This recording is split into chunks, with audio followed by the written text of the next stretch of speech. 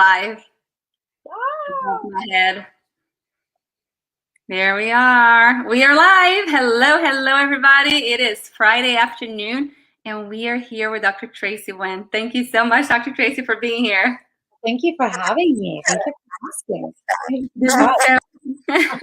This is so exciting. So I do have to tell you guys a little bit about Dr. Tracey. My goodness, she has so many accomplishments. In 2015, she was accredited by the American Academy of Cosmetic Dentistry. In 2016, she was honored with Top 25 Women in Dentistry by Dental Products magazine. Also, 2016, she finished her graduate training at the prestigious, how do you say that, Coy Center? Yeah. In Seattle, Washington. She's one of the key opinion leaders in the Wellness Dentistry Network. The focus of this organization is to merge the gaps between medicine and dentistry and understand the oral systemic connection.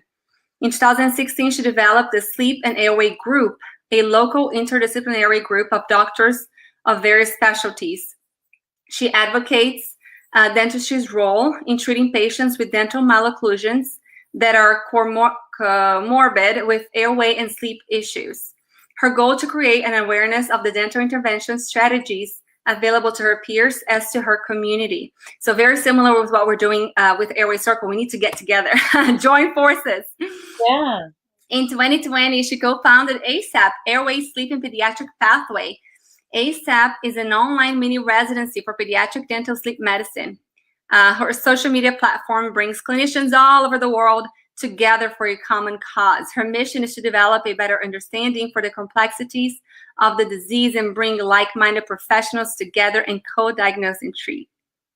Yeah. And I'm going to ask you to talk a little bit more about ASAP at the end of this. Okay. Because I feel many of our listeners could be very interested in what you guys are doing. Guys, if you're watching us live today, #Airway. So we can see that who is in the room. If you guys are listening well to us, let us know if there's any issues with, this is so funny. I put an earbud on, but it's not on. I just realized I can hear you on my computer. It's all good. It worked. Okay, you're in my ear now. I was like, why is it so far away? All right, technical difficulties. It's working. So we're going to talk about airway management in dentistry. Not really sure where we can go with this. We like these conversations to be super laid back. Yeah. We love when you guys ask questions. So please feel free to post your questions on here. We'll have Dr. Tracey look at them and answer them for you. And if you guys are having, breaking up for me a little bit, if you guys are having issues with the internet or with the sound, would you guys please tell me or text me? I have my phone right here and I can check to make sure if there's something we can do on our end. Let's get started. All right. Well, go ahead. No, I think this is amazing what you're doing. I can't believe how often you do it. That's awesome. Yeah, that was just telling Dr. Tracey that we have 5 meetings a week right now. Tuesdays and Thursdays at 8 p.m. on Clubhouse. Sounds great. Perfect. Thank you. On Wednesdays, Dr. Martha Cortez hosts a room on Clubhouse through Airway Circle, and it's at 5:55 Eastern. These are all Eastern Standard Time times. 5:55 p.m. on Wednesdays. Her rooms are always great. And then Dr. Jasmine Elmore hosts them on Sundays at 1:30 p.m. And then on Fridays, we have our Facebook Live. So you really can pick and choose. You know, there are different topics. Every conversation is unique, but you can really pick and choose to see if you can, if you'd like to join us in any of them. Facebook Live stay recorded. Clubhouse, we record some. We don't record all of them, but we still have not released many Clubhouse meetings, but it's coming. I tell everybody in September, whenever we have our membership, I'm going to release for the first members who sign up. But we'll talk about that later. You know, I'm in with Clubhouse, but I haven't gotten on there yet. Like I'm like, God, another social media platform that I have to. It is, but you know, it's a super exciting one. It's so different because it's kind of like a live podcast, but where members of the audience get to be part of it. So you have a stage with speakers, and the whole audience is over there listening. So the audience cannot turn their mics on, but they can raise their hand. They come up on stage and they can ask questions. All of a sudden, you're in a room with professionals from Singapore, Belgium, Japan, United States, Brazil. I mean, you know, name it. We've had this group of professionals. The other day we had dentists, IBCLCs, speech pathologists, everybody in the same room. I'm a functional therapist, physical therapist. We have so many specialties, everybody in the same room sharing. It's so beautiful. And for some reason, because it's not, it doesn't have the visual, I feel like people feel very comfortable sharing. Right. People don't have an issue, you know, and it's not really, most of them are not recorded. People just feel very comfortable talking and sharing, and all of a sudden you're in front of Dr. Tracey that you never thought you would have an opportunity to talk to, and you get to ask her a question. You get to interact. So that is why Clubhouse is kind of blown up. It's a very exciting and fun environment. But we'll get you on there. Now, you're a hygienist or an SLP? I'm a hygienist. Okay. And then for about 10 years, and for about 5 years, I'm a functional therapist. So I just got my certification through the IAOM. That's great. Which was wonderful. And I just take courses everywhere. This is not about me, but I kind of started taking courses in universities in Brazil. I did a few courses over there for 2 years, and then I did my course here. You know, anybody in this field, you just never stop learning. And that's why we have really had so much fun with Airway Circle. We have become this really tight community that everybody knows everybody. And we have patients asking us every day, you know, oh my goodness, I need an Airway dentist in Texas. Can you help me? I live this place. So then we send them to our directory. We have a free directory. Okay. So anybody in the airway industry that knows what we know, that see what we see, can join our free directory, and we're sending parents over there to just go look at the directory. There's those providers you can trust, because before you're accepted into the directory, we look, you know, to make sure that we know you and you're good to be on there. And really, we try to add everybody: chiropractors, craniosacral, osteopaths. It's been super, super cool. I mean, I just got off the phone with a pediatric dentist in my area, and so we were just trying to think about, you know, like the workflow, the triage, like where do the patients go? Like after I do the structure, where do they go? When do I do the function? When do you do the tongue tie? So we're still trying to iron out all those details, and it's different for children, different for adults. Perfect. And that's what it's so important for us to talk to each other and to collaborate. I was just talking to a sleep physician. There was a sleep physician that joined our room one day whenever we were talking about tongue ties. And he goes, hold on. Are you guys saying that tongue ties will cure sleep apnea? And we're like, no, we're not saying that. Hold on. So, you know, I just explained to him what we were talking about, but he was very defensive. So I invited him to do a talk with us. We're going to do a whole week on sleep. So it's going to be nothing but sleep.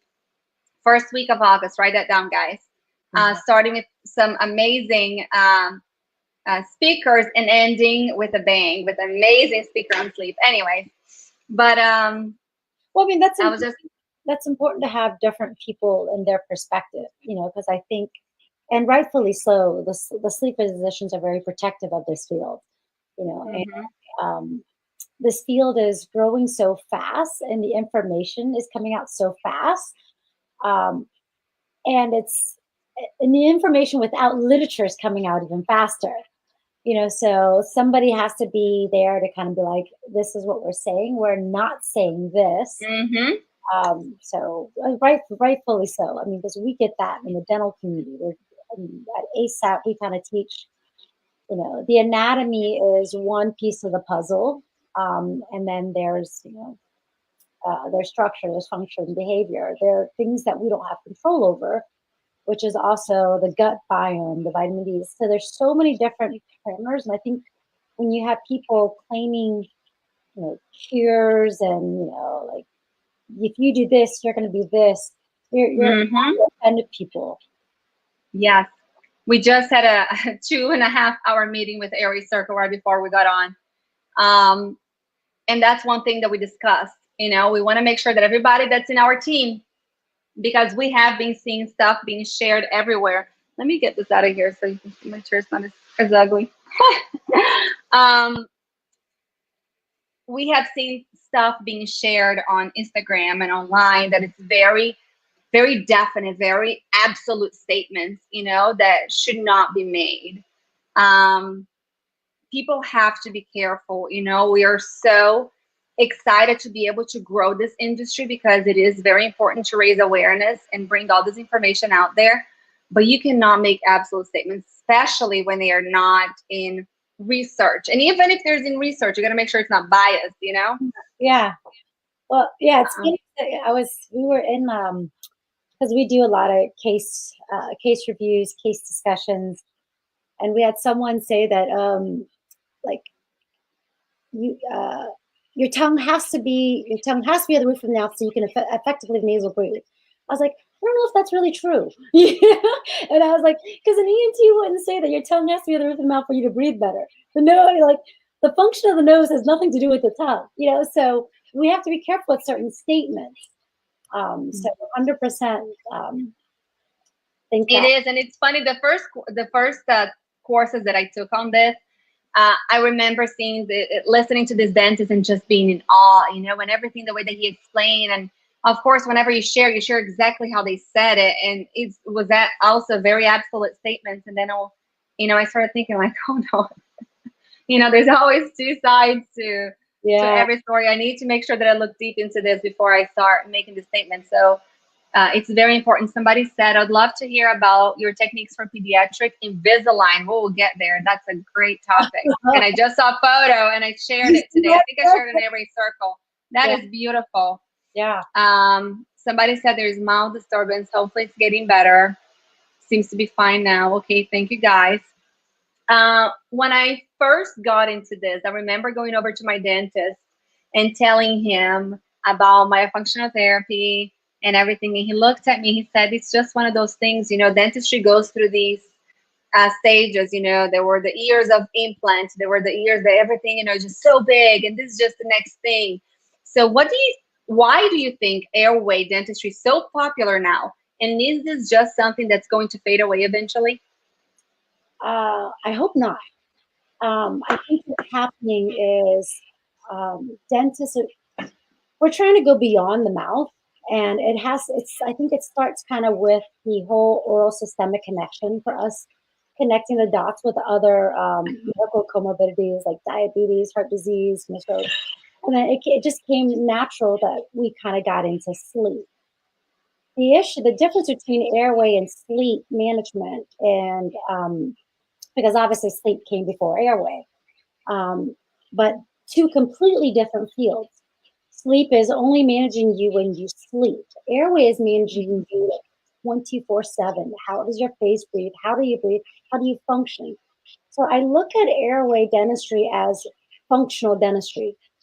Like we think about medicine, we think about the traditional medicine and then functional medicine. I see airway dentistry as more as functional dentistry as we look at, all right, let's look at the anatomy, let's look at the structure. I think the behavioral functional component is definitely very new. The thing with dentistry is it doesn't make much sense for dentists to manage the function. Like from a financial standpoint and a business standpoint, it doesn't make sense for dentists to manage that. But I think dentists need to understand it. And I think that what's really important, and I think it's great that you're doing this, is that the people that are going to drive functional dentistry will be hygienists. I mean, they're the ones that really have to push the restorative doctors. Be like, if you want to be an all-encompassing dentist, if you want to really go beyond the teeth and actually the person's medical history, then you have to dive into that really understand that medical history. And I think many doctors, many dentists, don't really dive into that medical history. They're like, okay, your diabetes, okay, So we know this. Okay, you have high blood pressure. Mhm. Okay, we know this. But we don't really dive into looking at, well, if I can manage certain things, it might reduce your risk of other diseases, you know? So you have to find dentists that understand risk management. And that's where the question Exactly. comes in. Like, we are very big on risk management, risk assessment. But if you have a dentist that doesn't really understand the importance of that medical history form, then of course they don't understand the importance of functional dentistry. Hmm. Um, so I mean, we all know that the mouth is connected to the body. We all know if somebody has periodontal disease, the effect that that has on these other chronic diseases. So why are we not looking even deeper? yeah, but I think the research isn't, it's going to be there. I mean, I think right now, or at least what I've seen, all the people that used to do sleep, the hot word now is airway. Everybody like who didn't do airway now is doing airway. I mean, but I think it's good for the profession. I mean, I think, Hmm. um, but at the same time, we have to understand our role. And I think that the only way this is going to work is if dentists accept that role, but at the same time work with somebody. So they can't accept this role and be like, I'm going to do everything, and Definitely. that's where the problem is. But I mean, Definitely. I think hygienists. I mean, it's great. I mean, I'm a huge advocate for hygienists jumping in it, and understanding even like the management side from it. So because there's a huge shortage of someone handling the management side of it. Definitely. And a lot of I've heard a lot of dentists say that I don't want to go into that because the billing is too complicated. You have to do medical billing instead of dental billing for a lot of the sleep stuff, and you don't make as much money. It's just too much. And to talk about the truth, most dentists are just too busy with what they already have. Yeah, You guys know you barely get lunches most of the time. Hygienists are being overworked with patient after patient after patient because we just don't have time anymore. There's such a need. Um, and then, of course, whenever you have to sit there and actually spend a lot more time and discuss these things, I can see how difficult it is to implement in some practices because they're just so busy. yeah. Very good. Let's see. Look at all your girls here. I see Angela. I see Chris. Some of you guys, it doesn't show the name to us, because I think you have to apply for it. I don't really get it. But anyways, I am going to do this. I gotta look at my teeth to make sure I don't have anything on my teeth because I was just eating right before I came. I should check going too. Okay, making sure. Am I good? You're good. Lael's here. There you go. There's Lael. In the airway world, we all say that you cannot unsee after you see it. How differently do you look at a patient now when they first come into the office? What are we missing? What were we missing? I think a lot of it now, for me, it's not even about, you look at the anatomy and you look at the risk factors with certain types of anatomy, and then you look at the medical history. And then as you start talking to a lot of these adults, you start to see issues that they had or their children that they have. So that's kind of where I see it now. Like, the parents are connecting the dots; they're seeing it in their kids. Um, you just open it up. You just open it up for conversations. I will say that one of the things that I did that I don't do now. I mean, like, because I think when you start to really get excited, you're like, oh my God, everybody has an airway issue. I want to talk about it with everybody. The problem is not everybody is ready to hear it, Mhm. So if they're not ready to hear it, you come across as like the crazy dentist with 3 eyes, the crazy dentist on a mission that's trying to find another revenue, Yeah. and I will say, like, when I first got into this, and I had team meetings with my office, my staff was like, we're not making any money by finding airway issues, like, Exactly. why are we really doing this, and I was like, Uh-huh. it's you do it. You do it for the health aspect. You don't really do it for the money. I think most people that do airway management, they don't do it for the money. They do it because they're treating their own child. They see it in their own family members, and then it's like it's their aha moment, and they just want to share it. Well, that's Mm-hmm. because you don't want to share it to people who aren't ready for it. So typically, what I do is, we have these screening forms, and you can get all of our screening forms on asappathways.com.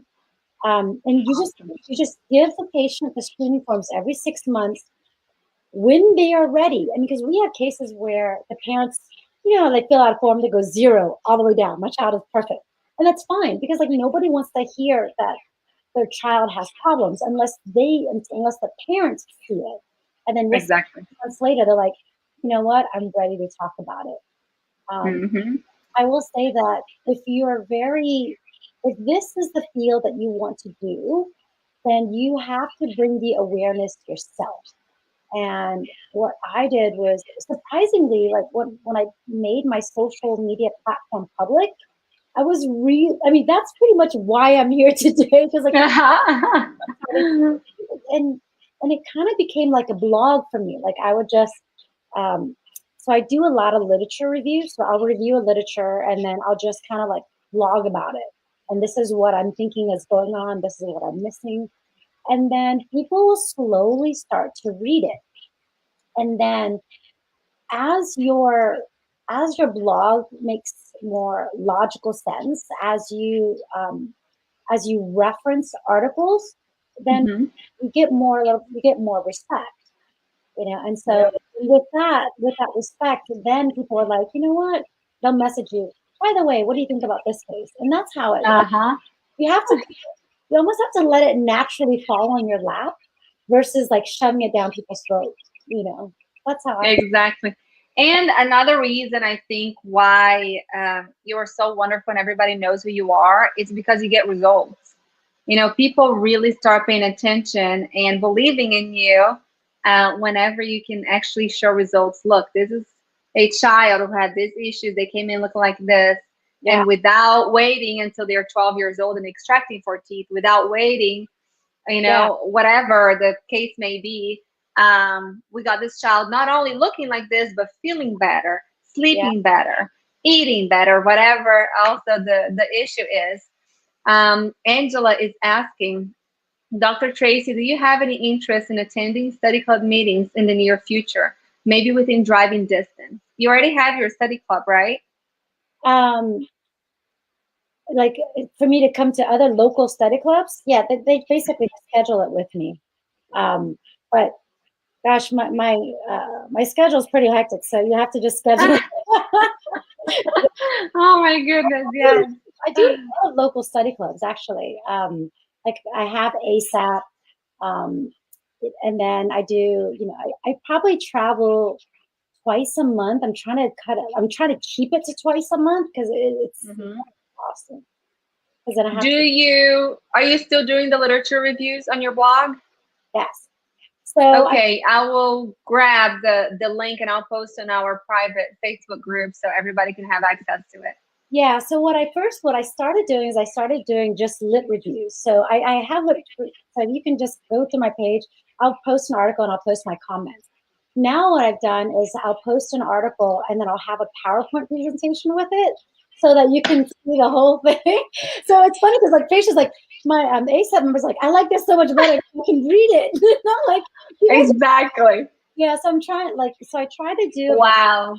So right now I'm actually doing one right now with sleep bruxism and sleep apnea. So I try to do one once a month. A lot of work. Yeah, I used to only do it for ASAP, but now what we're doing is we're doing it. So the literature review, the actual paper, my PowerPoint, and my video is available for our ASAP members. The actual video will be available online. So, but the actual paper itself is available for our ASAP members. That is amazing. Oh my goodness. I don't know how you have time to do all that. That is incredible. Like I was saying, taking time to do literature reviews is so important as well. Lyles knows that very well now that she's on the Myo Mastermind, that was called. Yeah. My mastermind program with the Breathe Institute. So they're doing a lot of literature review. Yeah, it's because so when I do my literature review, you do a literature review, and then at the same time you have to grab other things that makes this literature review sense. You're like, okay, this makes sense, and this is another study. This is another study. So usually the literature review I try to make the video like 10 minutes, but it ends up as you're talking about, it's like a good 20 minute clip on it. Yeah. Very good. Yeah. Will you talk to us a little bit about what you're looking for? This is totally another topic, but whenever you take a CBCT, what are you looking at exactly? So it's funny you said that, because I did a exercise on ASAP, and I said, okay, guys, here's the CBCT. What do you see? We're gonna do an exercise. We're gonna what I see. Well, I'm looking for the nose. I want to see if it's deviated. I want to look at the turbinates, how much space is there. I want to look at how long the soft palate is, because the number one site of obstruction is the soft palate.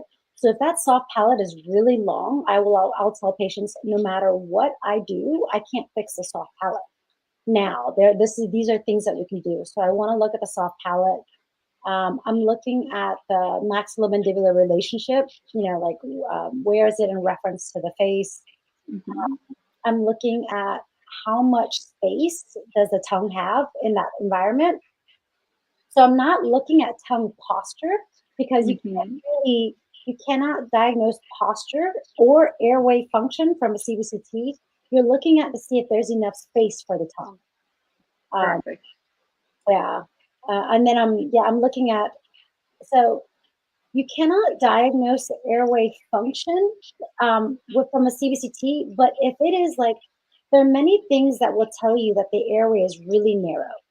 And you're looking at if the tongue completely fills the face, the arches are back, and you have this narrow. So you have to have a part before you can say it's narrow. Does that make any sense? So you can have a patient standing and then have the patient bring their tongue back, and somebody will look at that and say, you have a narrow airway. And no, you don't. The tongue is set back. So things that you can look at that you can say with confidence that it's a narrow airway. But there's a lot of things that you can look at and you can't say, well, it's questionable. And how old do you start taking CBCTs? So I actually typically like to wait until maybe they're 5 or 6. Yeah, I mean, I've done it on cases that were younger, but that's because of there were specific cases. I didn't know what was going on. But typically I like to wait till they're 5 or 6. That's perfect. Somebody does have a question. What about a long soft palate on a child? Yes. So, and that is very common, because if you think about growth and development, children are like little people without dentures, they're scrunched in. So until for them to grow vertically, you get teeth, right? So as you grow vertically, that long soft palate becomes less obstructive, so because at birth it's all the way down, so of course it's obstructive. You're trying to do whatever you can to bring that entire complex forward. With children, there's not much you can do about a long soft palate. You're really trying to work with growth and development. Now, I think this is where myofunctional therapy can be pretty important, because you're trying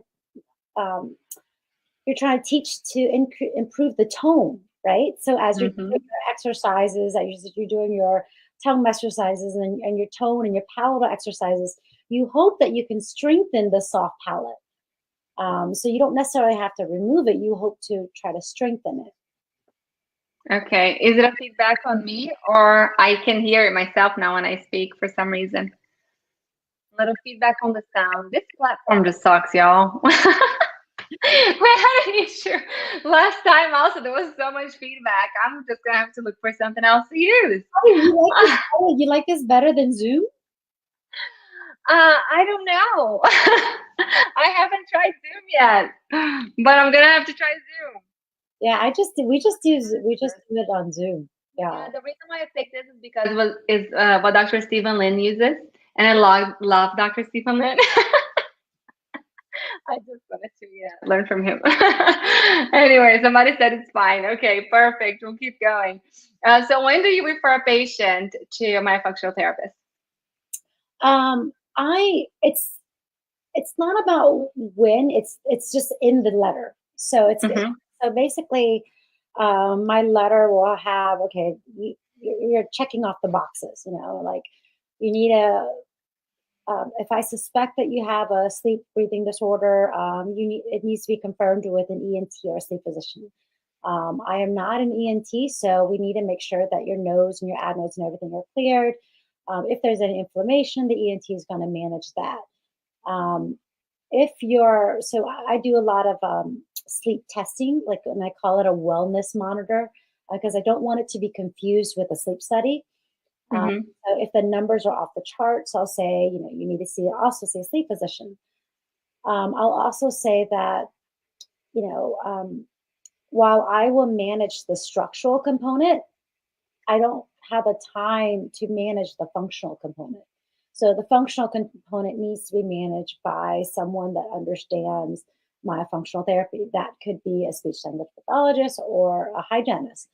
With that being said, when the function is being assessed, then they will tell me if the tongue is restricted. So I don't make a tongue tie restriction diagnosis. I let my myofunctional therapist do that. So I kind of go back. Very interesting.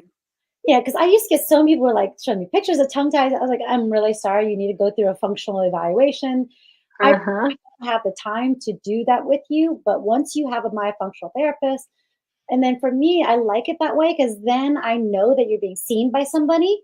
So then there's no question about like, when can I take the tongue tie? It's like whenever your myofunctional therapist says you can, so. That is fantastic. Yeah. And it kind of varies with my treatment. So if I have like a massive expander in there, I'll say, it's really going to be towards the tail end of it. Now that I'm doing Invisalign first for kids, I'm so excited about that. I'm trying that with my kids under 6. Obviously we don't have a lot of literature with kids under 6, but I feel like these kids under 6, they're so malleable.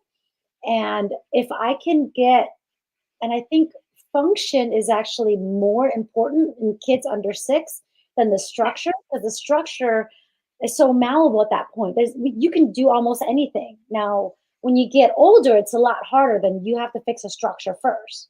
I try to put the least amount of hardware on my kids under 6 and get them more involved in the functional component. Wow. Yeah. So you can, somebody asked earlier, you can go ahead and talk a little bit more about,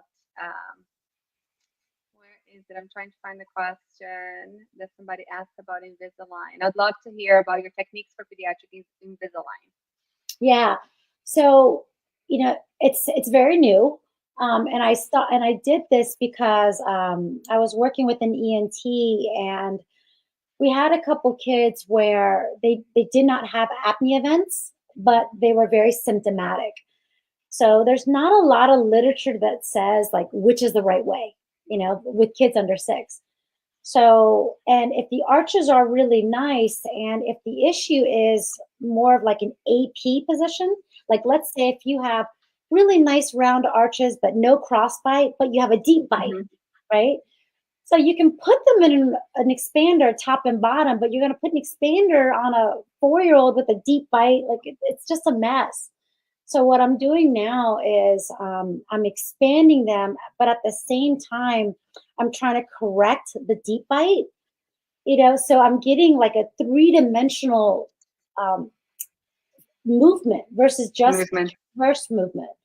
So I've been having a lot of really good success with that, especially on these younger kids. It's tricky with the older kids, like when they're right at that when they're at 7.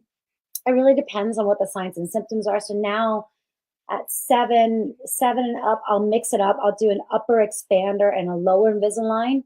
Like I'll unravel that entire arch, and then I'll know how much I need up top. But wow. 6, I'm doing both top and bottom with Invisalign. But I usually tell the parents, I was like, look, I'm going to be really honest with you. We don't have a lot of literature at kids under 6. This is what we're doing. This is what my experience has been. I mean, if you work with me, this is, and I'm willing to switch gears, and I think that's really important for dentists. I mean, I think when you are like, this is all I do. All I do is ALF. All I do is expand. And you become so one-sided in your treatment. So I usually say, like, this is what I'm going to do, and I'll test them in 6 to 8 months. If we need more, we'll get more, and we'll switch gears. We'll do something different. And usually parents are pretty receptive when I say that. I heard it the other day that you become an expert in your art when you understand the principle of what you're trying to do. The second that you really understand exactly what you're trying to achieve, you're able to then come up with your own way of doing things because you understand what the end goal is. And that's exactly what you're doing. That is fantastic. I love that. Guys, if you like this live, share, so other people can see this. If you are watching from our Facebook page, you'll be able to share. If you're watching from our private Facebook group, you can share over there. So if you guys see the share button, please share and give us little hearts. Let me see how many hearts you guys can give to Dr. Tracey. Go ahead. I want to see some hearts. Somebody else asked, how did you find your ENT and sleep physician? What did you ask or discuss to collaborate? So I reached out to my sleep physician, and she was, at the time, she's retired now, but she was the president of the Virginia American Academy of Sleep Medicine. And she just, I showed her a model of a 4-year-old in an ALF. And I said, like, this age group, there's so much that we can do with this age group. And she was like floored. She was like, I didn't know you can work on kids this young. And I was like, no, there's a lot that we can do. The crazy thing is, like, she had the door slammed on her by dentists, like, hey, we don't want to see them till they're 7. We don't want to do this. And so her and I we started collaborating. Then I decided, hey, like, if you want to do this, I'd like to develop a local group. And that's when I started reaching out to doctors, and ENTs started reaching out to me. So it's been pretty nice. Like, and I think that the key with working with doctors or people from different professions is you don't want to tell someone how to do their job. And I think that you come at it with questions and just be like open, honest, and you can question their treatment and you can question their diagnosis. We shouldn't tell them how to do their job. So, for example, like I think one of my ENTs called me and she was like a little frustrated. She goes, a dentist referred a mother came to me because a dentist referred the patient because she has large tonsils. And I was like, she wanted me to do something. And I was like, but there's no symptoms. And I was like, and so I think from that standpoint, I get that, because the literature shows that tonsil size does not predict the severity of sleep-disordered breathing. So from an ENT standpoint, they don't know.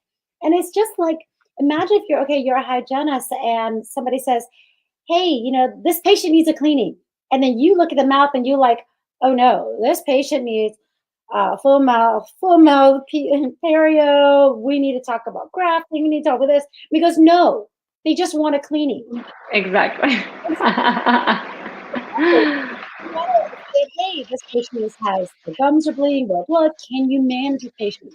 It's a different conversation if you say that. You're like, these are the symptoms that I see. Can you manage the patient? So then you're kind of like, you're asking for their advice. And then it's a collaboration at that point. That's true. Yeah. Wow. That's a great advice right there. Yeah. What kind of questions can we ask to determine if a patient has poor sleep? How can poor sleep affect our patient's teeth? So 2 different questions there. So that is like a 3-day course. I know. Let's pick like 3 things. So, I mean, the biggest thing, well, one of the biggest risk factors that we see right now is bruxism, teeth grinding. Now, I'm not saying that all teeth grinding are related to sleep, but the argument is can, and one of the things is many, a lot of the literature that looks at teeth grinding and sleep apnea. So Mhm. a lot of dentists and a lot of physicians are like, no, it's not directly related to sleep apnea. And they're right. A lot of these dental issues are related to fragmented sleep. Uh, Mhm. when we look at bruxism, which is a big one, we ask ourselves, like, why is the patient bruxing? Is it really neurological or is it protective? Like what's going on? Bruxism is probably one of the biggest ones. Um, Inflammation. And I think this is where hygienists, it's huge, like mouth breathing, inflammation. Like, where is that coming from? Is it coming from systemic or is it coming from mouth breathing? Like, where is that coming from? Another thing, too, is when we look at, I think tongue ties is going to be a big one. The problem with tongue ties is when you catch it in the adult stage, you really can't correct all the malocclusion at that point. You know, Mhm. kind of like I got a tongue tie, so what? I'm 55 years Exactly. old. I'm 55 years old. I have a tongue tie, so what? I did have a patient came in one time. The dentist was checking him out whenever he came into my room. And I had talked to the patient about his tongue restriction. And then I said to the dentist, he has a tongue tie. The patient jumped. Don't write that on my chart. Don't write that on my chart. Like he didn't want to be labeled as a tongue tie patient, but he didn't have any symptoms. I wasn't recommending doing anything at all. I just wanted to note on there because nobody had told him apparently. But it's so funny how they do not want to be, labeled like it's a bad thing, which it could be, but it's not always. Yeah, I find that, periodontal inflammation and bruxism are the big ones um, that are related to any form of sleep disordered breathing. Oh my gosh. My daughter always comes in when I'm doing a live.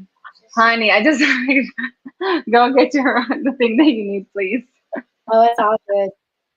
She's gonna walk behind me. Go ahead, baby. Sorry. She loves to show up right when I'm doing live. Okay, thank you. Oh, they tried to make you stop. Daddy tried to make her stop her from coming up. All righty. So let's see. And how can poor sleep affect our teeth? How can poor sleep affect your teeth? Mm-hmm. So, oh my goodness, I feel like there's so many ways when our patients. So if I'm a dentist and I'm not airway, centric, or if I'm a dental hygienist who does not have this knowledge yet, and I see a patient with certain things, should I maybe think that poor sleep could be um, related, or this person could be having issues with poor sleep? So maybe I should ask, how did you sleep last night? Are you So I think the thing um is, it's not one thing; it's a collection of things.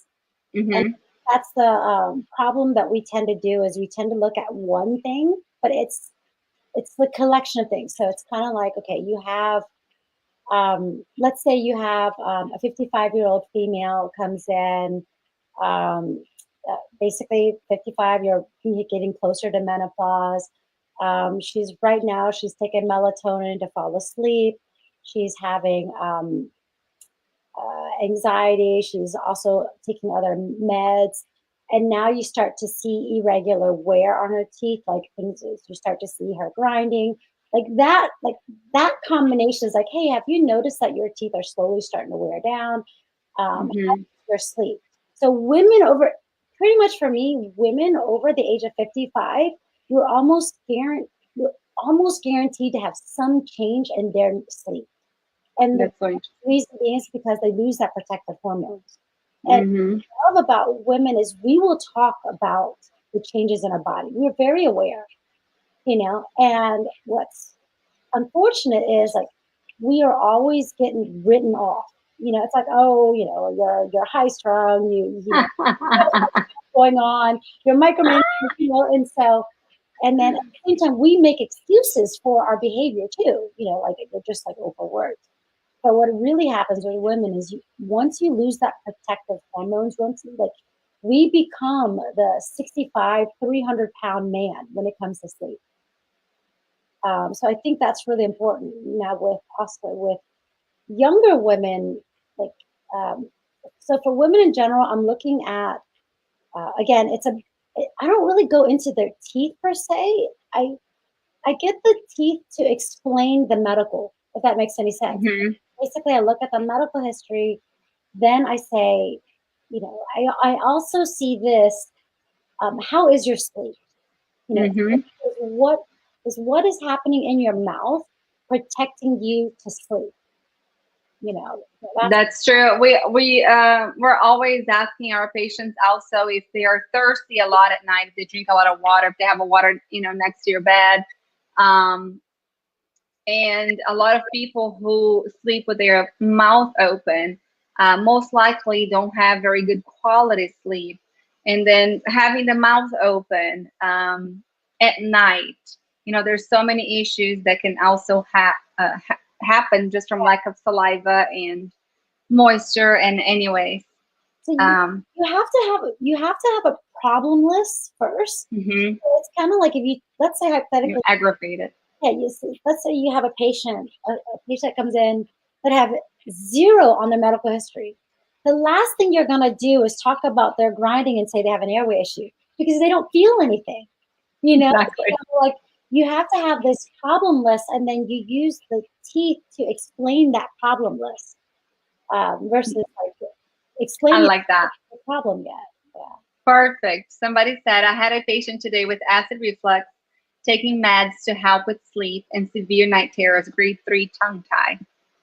So the key with acid reflux is the first thing you want to ask them is, what does their GI doctor feel about their acid reflux? You're like, is it manageable? What's the cause of the acid reflux? There's a lot of studies right now that look at acid reflux, and basically the argument is maybe this is a bidirectional issue. Like you have the acid in your stomach that causes an arousal, and then the arousal makes you not sleep, vice versa. And you have the mouth breathing that causes the acids. Like it's all about this balance that is unbalanced. Mm-hmm. And so there's a great article that one of my mentors wrote, Jeff Rouse wrote, and I've seen him like 3 times. Love Jeff Rouse. So his triad is sleep, bruxism, and teeth grinding and reflux. And again, it's you got the acid in the mouth, you've got the functional component trying to open up the airway, and so hence you have this bruxism that's going on. They're taking meds for sleep, so I think you have enough there in this case to warrant further investigation. What did you do? Did you refer them anywhere? What did the dentist say? I'm not sure who wrote this. You guys can tell us a little bit more. Yeah, I think let us know. The key with these patients is you just say, there are studies that you just tell the patient, because there are studies that show that there are some similarities with patients with acid reflux and sleep. You might want to entertain getting like a sleep study. And then so I also say that, because patients tend to get defensive, because when you think of sleep apnea, you think of the 60-year-old, 300-pound man. It's like, I don't have sleep apnea. I don't snore, So I'll say, I don't think you have sleep apnea, but we probably want to rule it out. But I do think you might have fragmented sleep.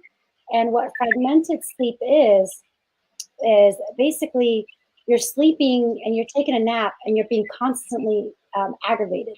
So that was like a waste of a nap because you didn't feel great about it. Mm-hmm. What sleep fragmentation does. How about severe night terrors? So there are some studies that looks at night terrors.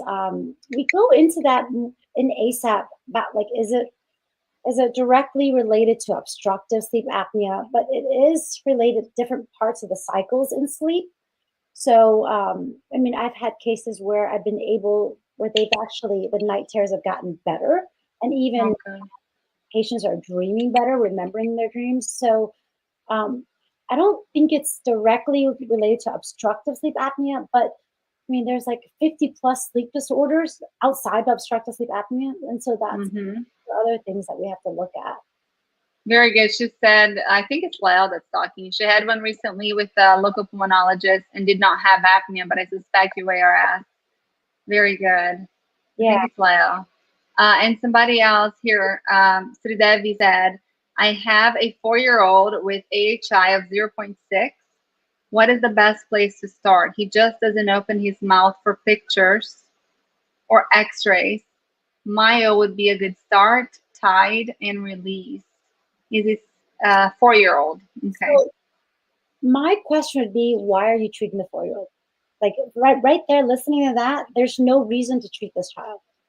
Like I would be like, if you were to say, I have a 4-year-old that is not sleeping very well, is not growing very well, I think is on the borderline and having ADHD, is bedwetting. Like you have to have your sleep problem list.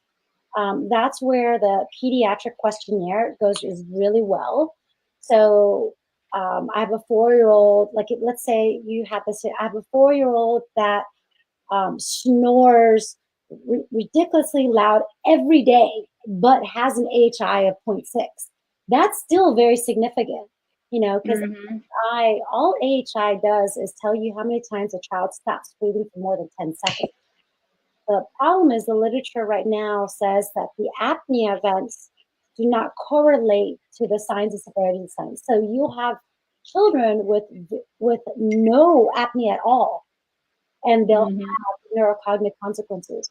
So the key with getting this child to the right people to help is, what are their neurocognitive consequences? Now, my question is she just trying to treat the mouth breathing? Then if she's just trying to treat the mouth, the open mouth posture, then sure, she can do myo if that's her diagnosis. But if she's thinking, hey, I've been working, I think I had a new patient the other day. It was kind of like, I've been working on his open mouth posture for like 6 months now. And actually for like a couple years. And he still can't keep his mouth closed. And so then I was like, okay, well then let's look at why. And, so you have to kind of like, what are you treating? So basically, very good. I couldn't. Let's see what else you guys are saying. Somebody said, Jennifer, what was the RDI of that patient? I guess to compare to the AHI. Not Lyle. I'm not sure they're the same. Oh, Dr. John Kamisi. Hey, I didn't see the study, but requested to bring it in. I see Dr. John. Hey, Dr. John. Awesome. Let's see if I have anything else. I think I have one more question for you. We talked about clenching and grinding already. That was my next question. What causes clenching and grinding, and how do you treat this now? If, most dentists still do appliances, what do you think about the grinding appliances, mouth guard and night guard? It kind of goes back to the why again. Do I make night guards? Yes, but it's really dependent on the why. Depending on the night guard that you make, depending on the anatomy that you put it in. So let's say you have a patient with upper lower narrow arches, grinds their teeth like crazy, and the tongue size is twice the size of the arch. A night guard is not going to work. Like that patient is grinding through their teeth because their tongue doesn't fit, period. You throw a night guard in there, he's not going to work. So it really depends on, like, why are you using the night guard? What type of night guard are you using? So typically what I do is, if I have a patient that is bruxing, my question would be like, look, I can make 50 different types of night guards out there. Right now I want to figure out, why are you grinding? Like, what is it? Is it really stress? Like, if it's stress, then I can make you anything, then I can make you any kind of helmet. But is it an airway problem? Do they have to? Is your lower jaw set back? So there's a lot of anatomical things you have to consider before you make a night guard. And the wrong night guard can cause obstruction. There you go. That's somebody else's question. Yeah, so if you take a patient that, like I said, like for example, let's say you have somebody with narrow arches, upper and lower narrow arches, the tongue is twice the size of the arch. And on top of that, they have like this high angle, long face. Night guard's gonna make them worse. There's a reason why people don't wear night guards. It's not because they hate their dentist. It's because they can't wear their night guard. If you go to sleep and the night guard makes your sleep worse, you're gonna spit it out. That is like, if you sleep on your right side and it hurts, you're going to turn to the left. The things that we do in our sleep, we do it to protect our airway. And you see that with kids a lot too. Like kids, like if they can't sleep, they'll have their neck up. They'll sleep on their stomach with their butt up. Like there are things that kids do that make them sleep better. And adults are no different. It's like, if I can't wear a night guard, if it's going to obstruct, then, I'm not going to wear it. Spit it out. Yeah. That's something for the dentist and the whole team to look at further. What else? Why does this patient spit the night guard or take? If they are taping their mouth, why do they take it out every night? Yeah. There might be something else going on there. Very, very good. I do want to tell everybody, the more you like this live, the more Facebook will deliver this to whoever follows us on Airway Circle. So like. I'm gonna start something. like. So this can be delivered to many, many people. The algorithm is not our friend most of the time, so we have to do certain things to make sure that there you go. I see people. I see Kelsey, Stacy, Debbie, Kim, Keegan, Chris, all of our regular followers. Very, very good. Thank you guys. Debbie said, thank you, doctor. He has occasional open mouth posture, breastfeeds frequently, wakes up at night, not able to get potty trained for nighttime. Things are a bit better after regular osteopath visits. Wondering if I should do anything else in body work. Sister has adenoids plus mouth breathing, now on extension. Has enlarged adenoids, I'm assuming.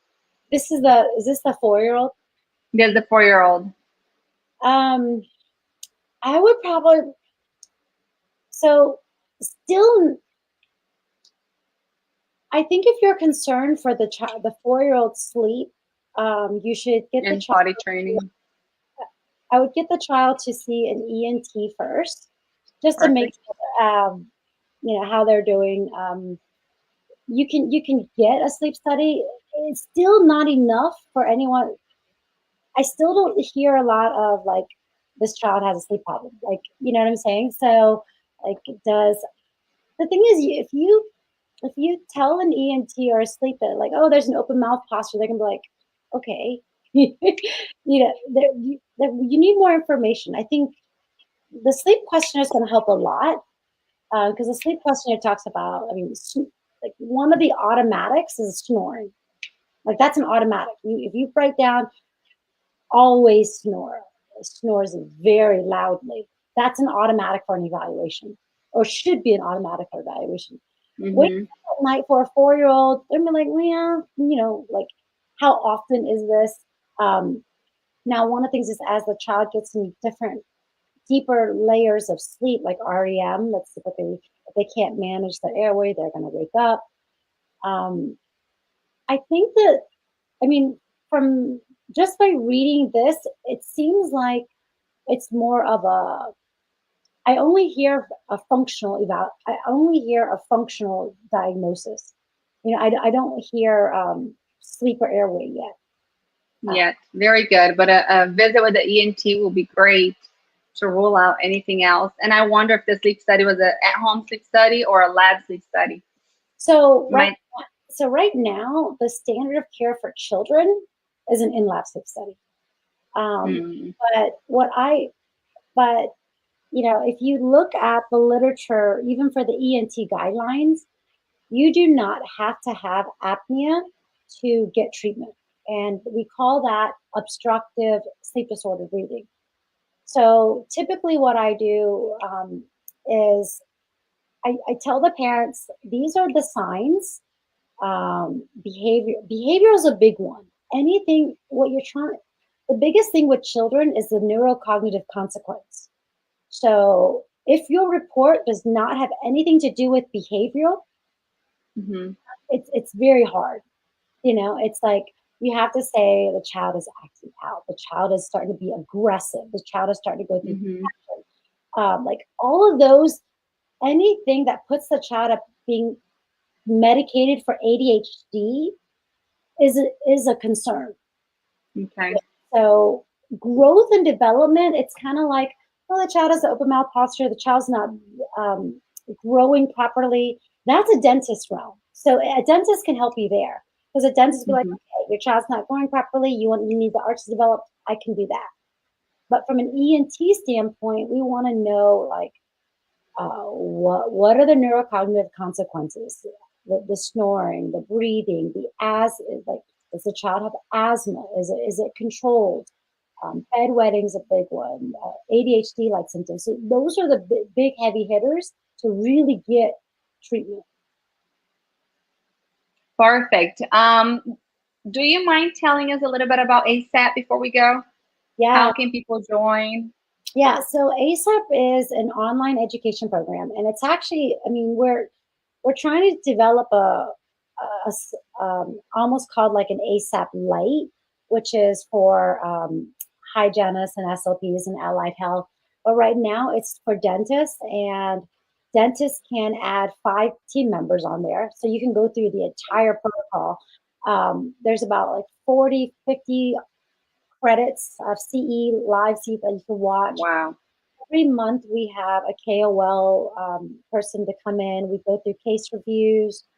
We have a Facebook page and a WhatsApp page. Our goal really is to bring awareness to this disease. We really want, the reason why we started it is because me, Stacey Ochoa, Michelle Weddle, when we were on this journey, we were kind of alone, but we were alone on our separate journeys. And we talk about how we can't learn this information fast enough. So what do you Mm-hmm. take a course here? You take a course here. You take a course here, and everybody has almost like a sales pitch, Uh-huh. Of it course. was always like a conflict of interest. Like it wasn't like really being a dentist. So like for us, Mm-hmm. our program is more like, okay, you're a dentist, be a dentist, um, talk to the medical colleagues. You're not going to do this by yourself. Don't claim that you can do this by yourself. And also to recognize other things it could be. So Stacy does a really good job at talking about the non-anatomicals.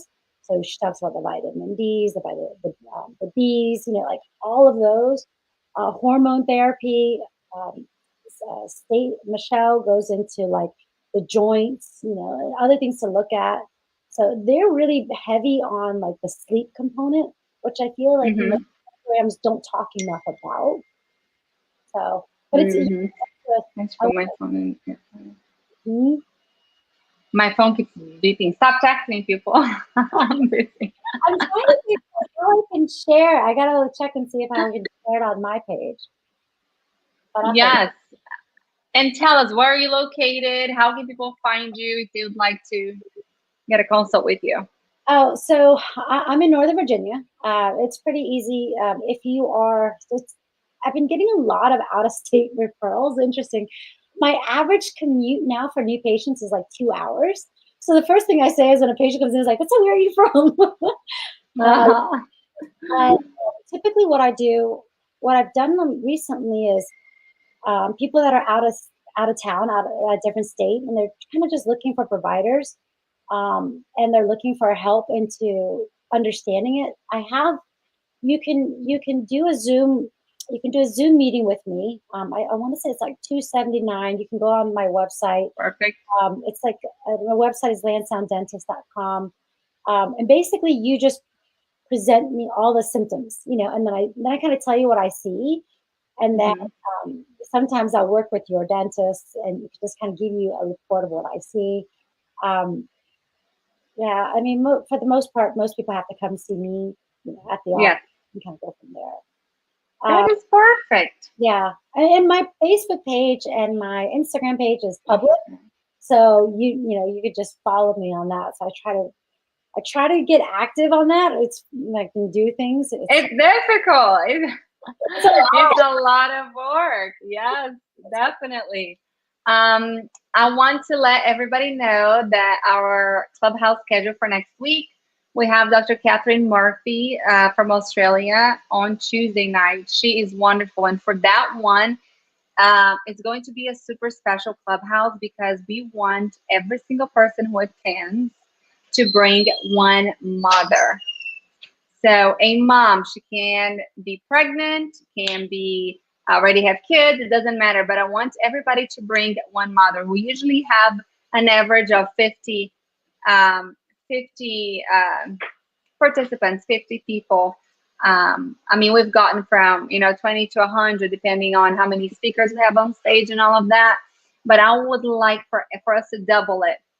So invite at least you can invite more, but invite at least one mom because we're going to be talking a lot about moms, and it's going to be totally directed to them. So please bring somebody. Think about somebody you can already invite. And then on Thursday is going to be Julia Worrell. Super excited. If you guys have not joined our directory yet, you can you can go to airwaycircle.com, join the directory. We have some changes happening to the website. Wonderful. Justin Collins, he owns Levitate Creative. He is taking over the website. There you go. They said it. It was a secret. But he redid the whole thing and he redid our logo. And I cannot wait for you guys to see it. It looks beautiful. He did such a good job. Yeah, nice. But Nice. he does websites for healthcare professionals. He used to work for this huge company that did, he knows my husband used to work for the same company, and that's how I met him. So he's local over here to Savannah, but he is such a fantastic designer and website. Oh, He does branding, all of that stuff. great. So you guys can check Levitate Creative if you guys need any of these services, and stay tuned for our new logo and our new website. It's going to be beautiful. Thank you, Dr. Tracey, for being here. I really appreciate you sharing so much with us. My goodness, this is a great conversation. Like I was saying, thank you so much for being here. Dr. Tracey, you're such a pleasure to listen to. Airway Circle will definitely be reaching out to collaborate more and get your opinion about her little guy. Oh, Being yeah. on the Peloton. You Yeah, Peloton people. 300th ride tomorrow. So if you guys want to join Peloton, I'm doing it with Tunde, the interval on arms. Awesome. Yes. Let us know and I'll post on Airway Circle also. Send me Yeah. the link. Oh, awesome. Thank you for having me. Great. Thank you so much, everybody. Have a wonderful night. Make sure that you share this live, and we'll see you guys next week.